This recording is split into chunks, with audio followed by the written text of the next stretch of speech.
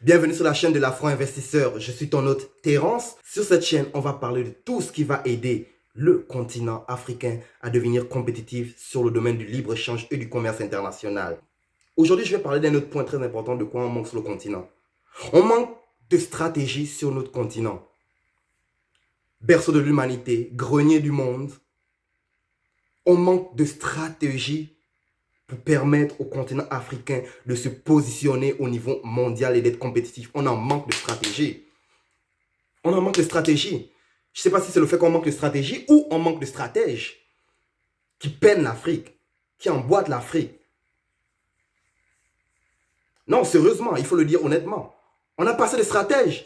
Du même point de vue que j'ai amorcé dans le vidéo précédent, on a passé des visionnaires, on a passé des stratèges. On a passé des stratèges. Le meilleur exemple que tu peux le voir, quand je dis qu'on a passé les stratèges, regarde comment nos villes sont bâties. J'ai fait l'Afrique de l'Ouest, le Maghreb, l'Afrique de l'Est, l'Afrique centrale.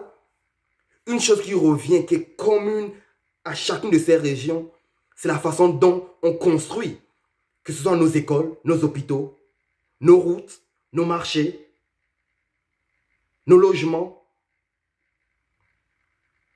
Aucune stratégie appliquée. Et ça me choque, ça me blesse, parce que souvent, ici en Occident, la façon dont ils parlent de nous, c'est bafflant. Sachant que nous sommes le grenier du monde, nous sommes le berceau de l'humanité. On a beaucoup à offrir.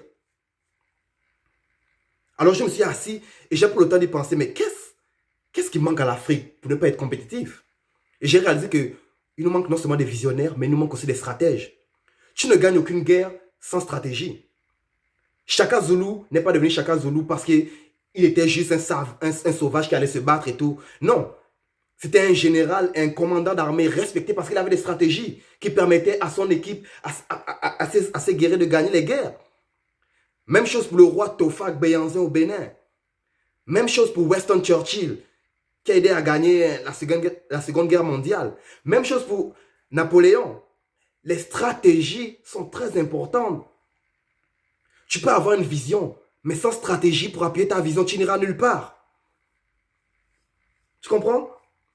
Si Steve Jobs, qu'on proclame aujourd'hui le meilleur inventeur de notre décennie, de notre génération, n'avait pas de stratégie pour appuyer la vision qu'il avait d'Apple, Apple ne serait pas la compagnie qu'elle est aujourd'hui, qui permet de changer la façon dont on communique, dont on écoute la musique, dont on se divertit. Apple ne serait pas aujourd'hui ce qu'elle est aujourd'hui. Elle est aujourd'hui parce que les stratégies qu'ils ont appliquées l'ont permis de se rendre à ce niveau, de devenir la première des premières.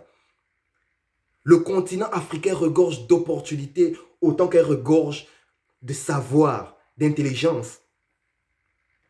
Mais les stratégies qu'on applique ne sont pas adéquates pour le 21e siècle, ne sont pas adéquates pour nous rendre compétitifs. Aussi simple que ça. Aussi simple que ça. Tu ne peux pas demander à un pays d'être compétitif quand tu regardes l'état de ses villes. Regarde comment on construit. Mettons, prenons le cas du Gabon. Regarde comment le monde construit. Anarchiquement. Et je prends juste au cas du Gabon, mais j'ai été au Cameroun, au Bénin, au Maroc. J'ai regardé. Il y a des endroits où tu vas, c'est tellement insalubre, tu te demandes, mais comment le monde fait pour vivre là-dedans? Il n'y a aucune stratégie. Il n'y a aucune stratégie dans le mode de construction qu'ils font. Aucune. Et ça se répercute sur leur vie de tous les jours. Et ils ne se rendent même pas compte. C'est ça le plus choquant, le plus insultant là-dessus. Parce que d'une certaine façon, de façon inconsciente, vous insultez notre intelligence, nous, Africains. Quand vous allez construire dans des endroits de façon anarchique, archaïque, sans esthétique, sans design, sans stratégie, vous nous incitez, nous, les Africains. Parce que quand ils parlent de nous en mal, ils ne parlent pas juste d'une personne, d'un pays, non. Ils nous englobent tous. Quand ils parlent, mettons, du Congo, où il y a la guerre, ils ne parlent pas de oh, les Congolais sont des sauvages, ils font juste la guerre entre eux. Non, non. Ils nous globalisent, ils disent, les Africains sont des sauvages, ils font la guerre, regarde. Quelles sont les stratégies qu'on applique sur notre continent? Une des stratégies générales du continent, c'est tout le temps demander l'aide du gouvernement. Et lui, le gouvernement, lui, il se retourne vers les colonisateurs. Mais tu ne peux pas te promener dans une ville en Occident, où je vais plus préciser, ici au Canada, mettons, et tu vas voir des tas d'ordures. Non. Il y a des stratégies qui sont mises en place pour que ce genre de situation ne se passe pas. Ici, le monde, dès le bas âge, on leur apprend à faire du recyclage. On leur apprend à trier leurs ordures. On leur apprend à composter les ordures organiques. Chez nous, sur notre continent, qu'est-ce qu'on fait? Grenier du monde, qu'est-ce qu'on fait? On va construire dans une colline où on n'est pas normalement supposé construire parce qu'il y a peut-être des risques d'éboulement là. On va aller construire là. Une personne va nous voir construire, il va amener sa famille, ils vont construire. Et avant qu'on se rende compte, en l'espace d'un an, tout l'espace est occupé d'habitations archaïques, anarchiques. Et sans s'en rendre compte, parce qu'ils n'ont pas de stratégie quand ils bâtissent ça, ils n'ont pas de stratégie d'architecte et tout. Quand ils construisent de même, ils ne pensent pas que, oh, mais où je me suis placé là? Est-ce qu'un camion de la voirie peut se rendre ici? Est-ce que des pompiers en cas d'incendie peuvent se rendre ici? Est-ce qu'une ambulance en cas d'urgence peut se rendre ici? Ils n'y pensent pas. Ils vont juste construire. Leur raison, c'est parce que oh ben, on est pauvre, on n'a pas assez d'argent pour s'offrir un meilleur logement. Oui, on n'a pas assez d'argent pour s'offrir un meilleur logement. Mais ça ne veut pas dire qu'on doit continuer à vivre de façon pauvre. Être pauvre, ça vient de l'esprit. Ce n'est pas de l'argent. L'Afrique regorge de richesses, que ce soit richesses minières, agricoles ou intellectuelles. Mais les stratégies qu'on applique tout le temps sont archaïques. Tu comprends? Sont archaïques. Ce sont des stratégies qui datent de l'époque du colon.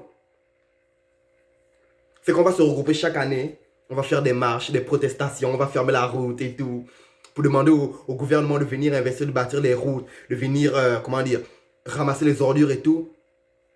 Mais laisse-moi te demander une chose. En 40-60 ans d'indépendance que beaucoup de pays africains ont reçu, combien de choses tu peux énumérer que l'État a fait qui a permis à ces pays-là de se développer, d'être compétitifs aujourd'hui? Si tu as de la misère à citer ces points-là, c'est qu'il y a un problème. Ça veut dire que le gouvernement, il fait juste ça. Il fait juste ça de minimum. Assez pour calmer le peuple. Mais un grand homme a dit une fois, c'est pas ce que ton pays fait pour toi qui est le plus important. C'est plutôt qu'est-ce que toi, tu fais pour ton pays qui est le plus important. Comme je le disais dans le vidéo précédent, des compagnies telles que Apple, Amazon, Google, Facebook, Tesla, Netflix sont ces compagnies-là. Pas parce que les États-Unis les appuient, non, parce qu'ils ont eu des visionnaires qui sont appuyés de stratégies pour bâtir ces compagnies-là. Et aujourd'hui, les États-Unis en bénéficient. Quand on parle de ces compagnies-là, on fait des références automatiquement aux États-Unis. C'est ce que eux ils font pour leur pays. Et après leur pays, maintenant, va mettre en place des structures pour qu'elles continuent à grandir au niveau international. Fait que nous, en tant qu'Africains, sur notre continent, que faisons-nous, premièrement, pour notre continent, avant de demander l'aide du gouvernement? On le sait qu'ils sont corrompus, c'est pas une nouvelle. C'est pas une nouvelle. Il n'y a aucune nation sur Terre, ici, qui n'est pas corrompue. Aucune, aucune.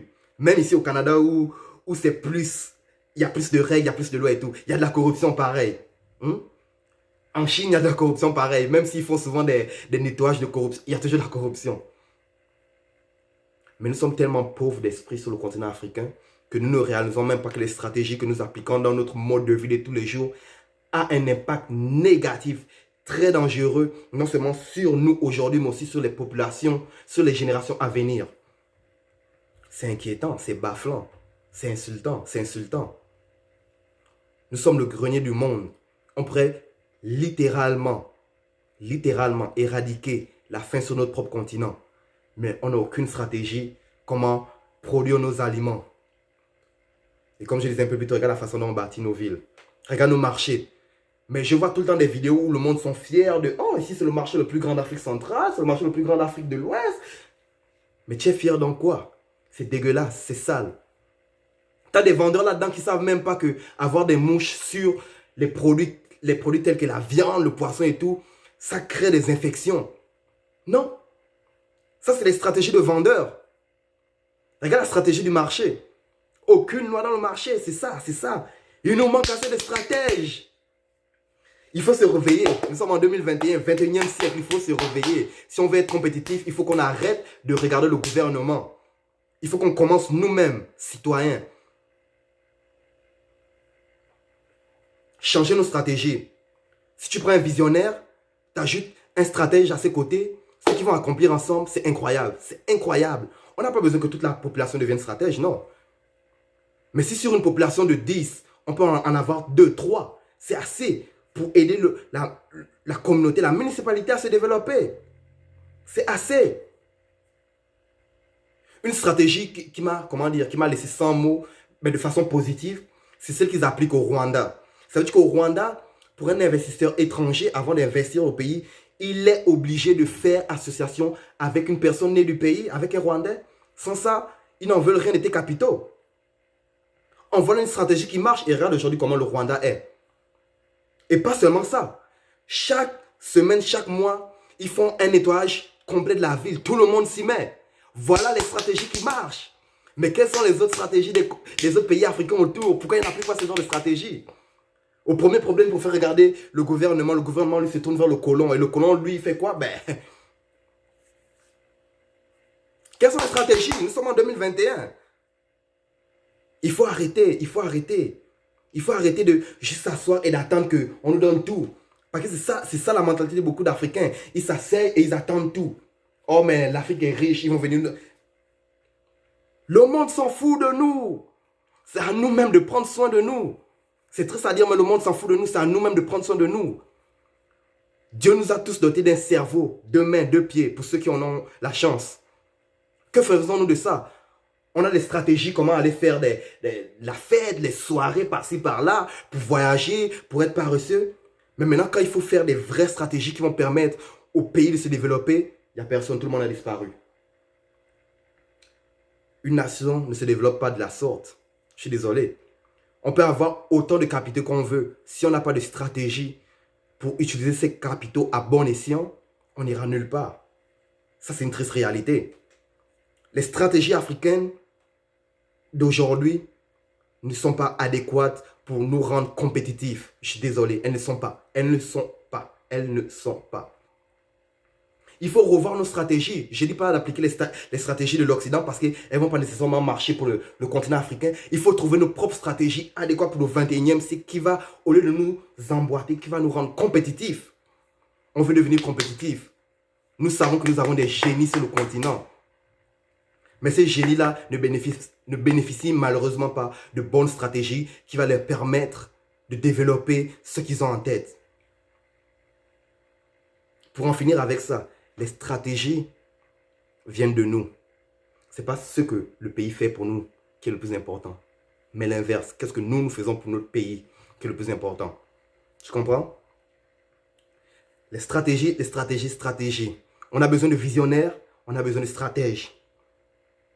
On a besoin de visionnaires, on a besoin de stratèges. Hey, c'est ton hôte Terence. Je te laisse avec ça. Si tu es d'accord, fais-le moi savoir dans les commentaires. Si tu n'es pas d'accord, même chose, mets-le dans les commentaires. On va partager, on va grandir ensemble à travers les discussions dans les commentaires. Si tu as aimé par contre, le bouton like. Si tu n'as pas aimé, ok, peut-être la prochaine vidéo tu vas aimer. Mais s'il te plaît, abonne-toi, appuie sur la petite clochette pour être avisé aussitôt que je vais mettre le prochain vidéo en ligne où on va encore parler d'un autre sujet qui va aider le continent, la diaspora, tous ceux qui ont une pensée positive de voir le continent africain grandir vont pouvoir avoir accès. Je te laisse là-dessus. À la prochaine avec plus de secrets de l'afro-investisseur.